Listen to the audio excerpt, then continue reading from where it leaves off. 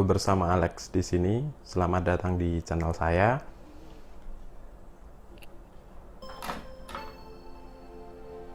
Samsung Galaxy Tab A with S Pen.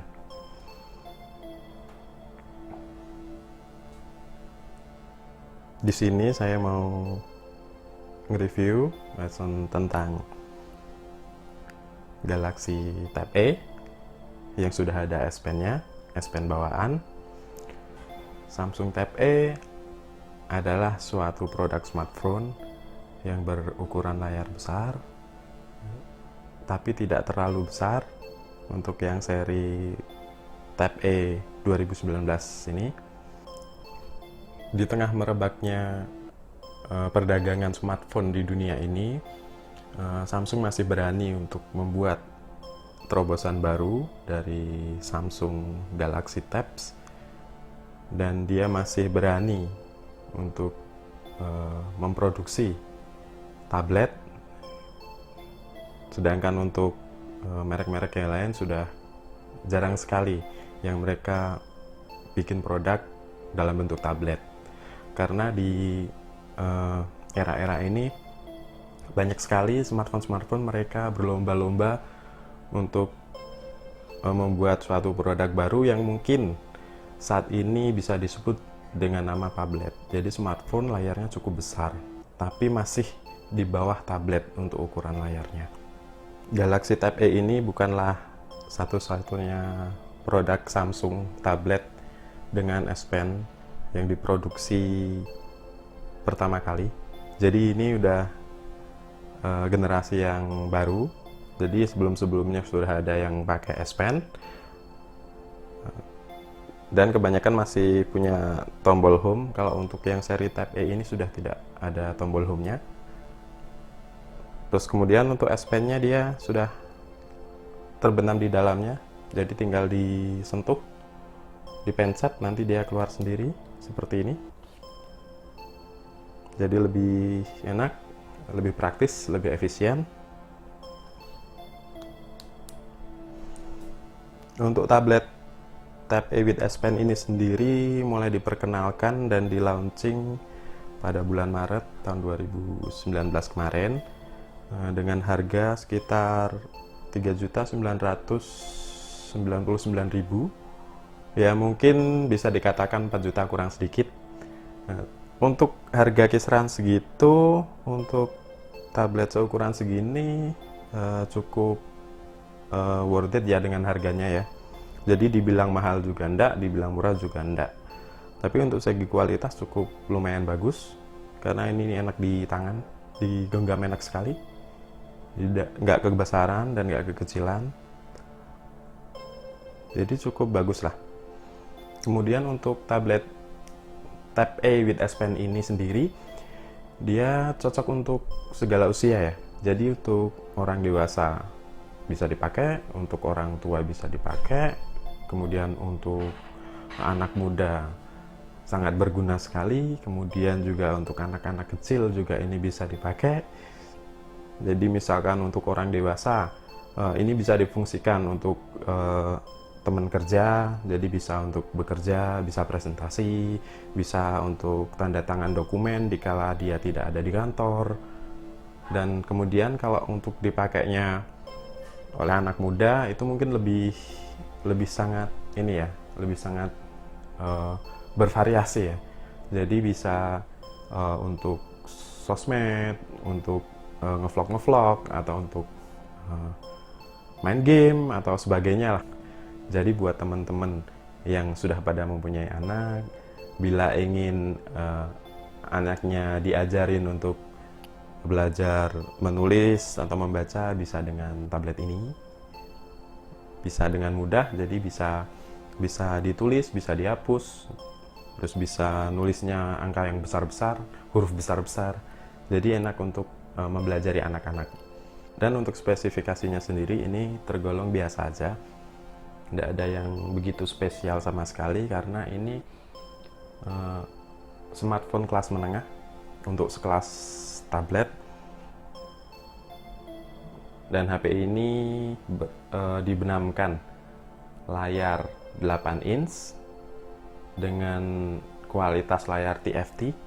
Kemudian ini Samsung Tab A with S Pen ini untuk operation systemnya dia sudah memakai operation system Android versi 9 atau Pie. Kemudian UI-nya versi 1.1.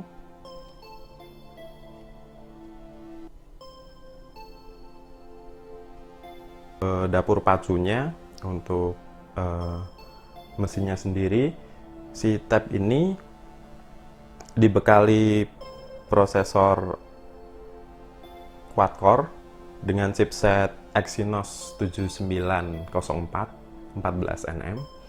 Jadi cukup lumayan sih. Tapi untuk dibandingkan dengan rivalnya, yaitu untuk Snapdragon seri 6, 600-an, 632, 636, sepertinya masih unggul mereka. Jadi kalau ini ditandingkan dengan smartphone yang dengan chipsetnya Snapdragon seri 6, mungkin bisa sejajar atau bahkan bisa kurang lebih bagus. Tapi karena ini brand Samsung, jadi walaupun dengan chipset Exynos 7904, mungkin banyak juga orang yang suka atau minat dengan handphone ini ketimbang handphone lain dengan chipset Snapdragon 632 atau 636, tapi mereka dengan brand yang lain. Mungkin orang bisa lebih memilih ini karena mungkin ini lebih brand ya. Terus untuk baterainya sendiri, ini dibenamkan baterai tanam. Ukurannya tergolong kecil sih menurut saya kalau untuk sebuah tab, karena baterainya hanya berkapasitas 4200 mAh atau 4200 mAh. Jadi kalau menurut saya ini tergolong kecil baterainya. Tapi cukup awet juga sih, karena ini layarnya hanya 8 inci. Mungkin kalau ini layarnya 10 inci atau 11 inci ya gimana lagi, pasti setengah hari aja nggak tahu sampai atau enggak. Kemudian ini dari segi desainnya, dari sisi desain cukup bagus seperti ini.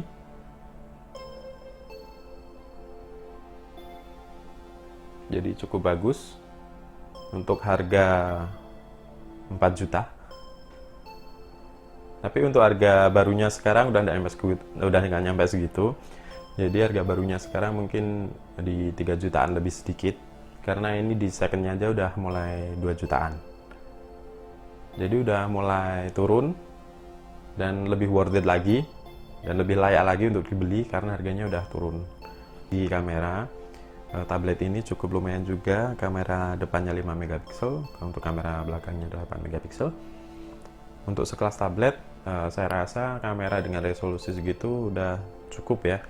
Jadi tidak perlu tinggi-tinggi sekali, karena di smartphone yang lain untuk kameranya udah sangat wow sekali, udah sangat tinggi sekali. Tapi kalau untuk sekelas tablet gini, mungkin dikasih kamera standar aja udah cukup bagus. Untuk hasil kamera belakangnya,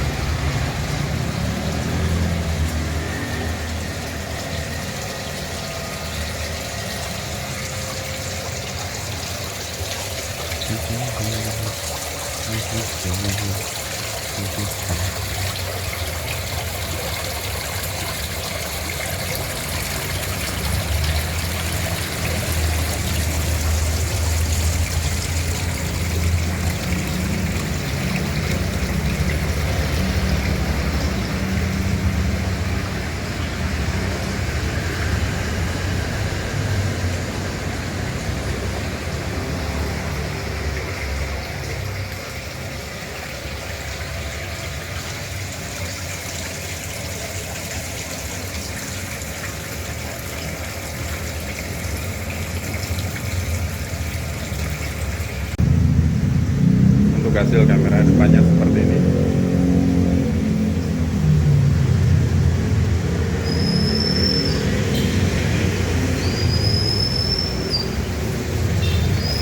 Lumayan terang,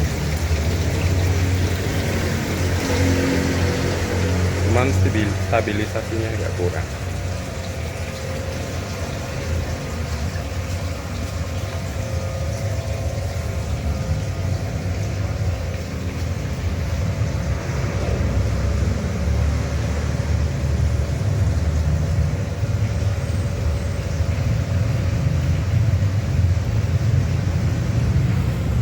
Ini lumayan bagus ya, lumayan compact. Jadi depannya layar semua, sudah tidak ada tombol home di sini. Jadi untuk navigasinya dia pakai virtual navigasi, jadi bisa tergantung posisi handphonenya seperti apa, tabletnya seperti apa. Misal dia seperti ini, navigasinya ada di sini. Misal seperti ini, navigasinya ada di sini. Dan misal begini, navigasinya ada di sini. Dan bila dibalik seperti ini, navigasinya akan ada di sini. Beda dengan kalau yang tombol home-nya masih ada di sini ya. Kalau tombol home-nya masih ada di sini, biasanya dia navigasinya ada di samping-sampingnya. Nah, kalau ada di samping-sampingnya gini, dia otomatis hanya di sini saja navigasinya. Mau dia putar bagaimanapun, dia akan tetap ada di sini navigasinya. Jadi tidak bisa dia mengikuti gerakan handphone atau tabletnya. Jadi ada sedikit keunggulannya juga, misal desain handphone atau tablet sekarang layar semua, layar penuh. Jadi untuk penggunaannya lebih enak. Dan dilihatnya juga cukup elegan juga. Untuk desain casingnya ini cukup enak dipegang karena dari bahan plastik dan made doff, jadi dipegangnya enak, tidak licin. Cuman kesan premiumnya kurang ada kalau doff seperti ini desain belakangnya. Untuk kelebihan dari tablet ini yaitu ukurannya tidak terlalu besar, kemudian layarnya fit ya, bezelnya tidak terlalu tipis juga tidak terlalu lebar, jadi cukup nyaman digunakan. Kemudian untuk fungsi S Pen-nya, jadi bisa ditekan di sini. Ini fitur unggulan yang ada di Samsung Galaxy Tab E ini. Ini Air Command. Di sini bisa untuk live messenger. Ini juga salah satu fitur unggulannya. Di sini bisa kita ketik sembarang, bebas. Backgroundnya bisa dirubah-rubah.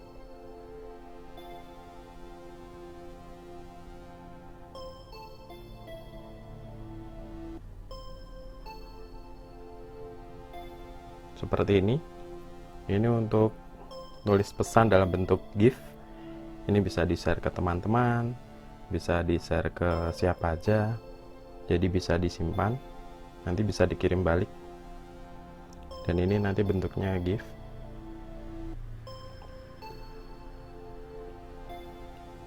Cukup bagus dan cukup berguna juga.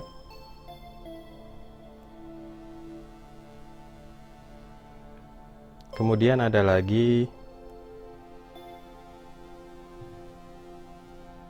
di sini.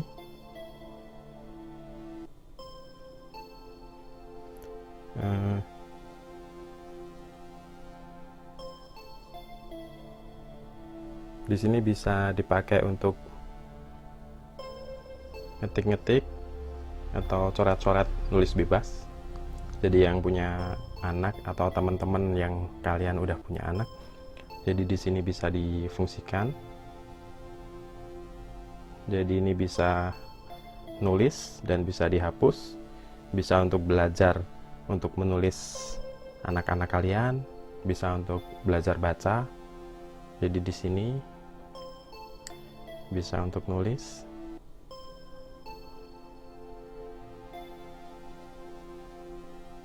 kemudian bisa dihapus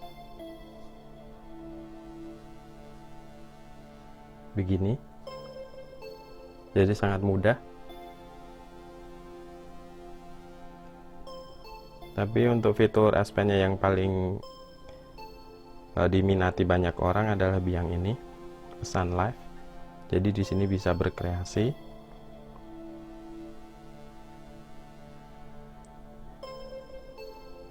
Untuk bikin pesan live. Jadi nanti tulisannya bisa bergerak. Dan bisa disimpan ke galeri untuk dikirim ke teman-teman atau ke saudara atau siapalah. Oke.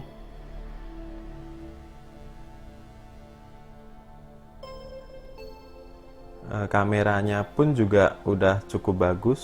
Sepertinya untuk kamera depannya dia udah ada beauty kameranya. Jadi kalau untuk foto hasilnya agak putih, agak cerah.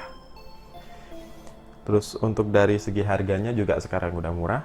Mungkin untuk harga secondnya 2 jutaan, kemudian untuk harga barunya juga 3 jutaan, udah nggak nyampe 4 juta lagi.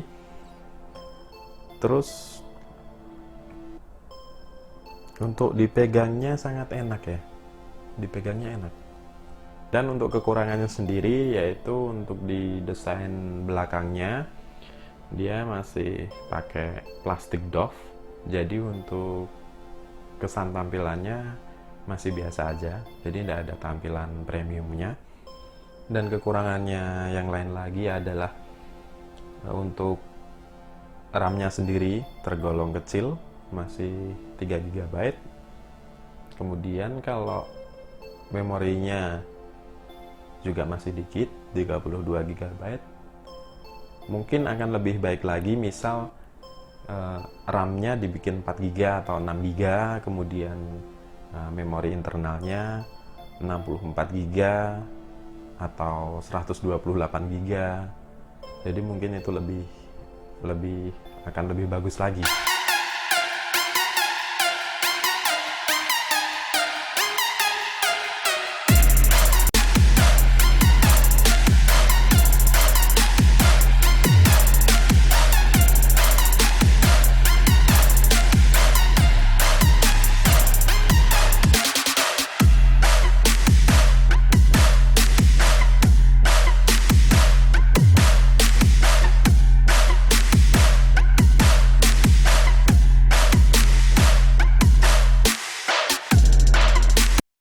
Jadi sekian video dari saya, semoga bermanfaat untuk kalian semua. Dan kalau kalian pada suka videonya, mohon di like.